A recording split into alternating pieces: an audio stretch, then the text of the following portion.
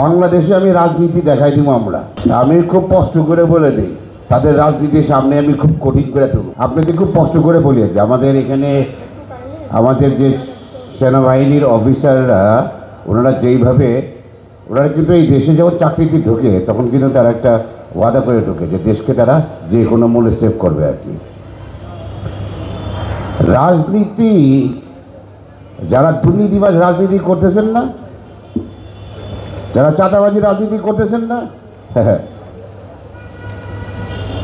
আমি খুব কষ্ট করে বলে দিই তাদের রাজনীতির সামনে আমি খুব কঠিন করে তুলব।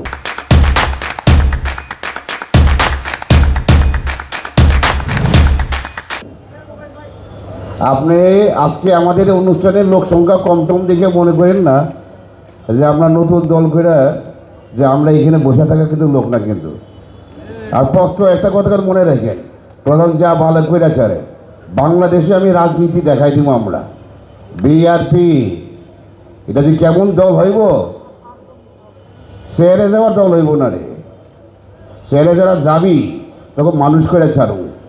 Thank you.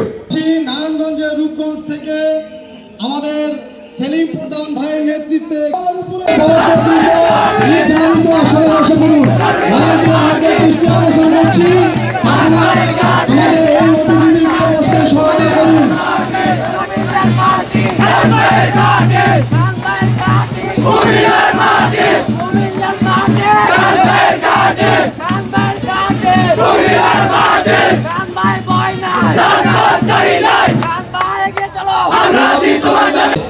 সুষ্ঠু ব্যবস্থাপনা নাই।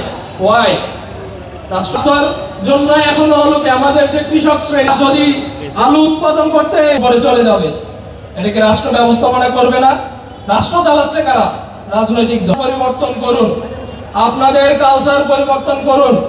আমাদের জনগণকে ধোঁকা দিবেন না।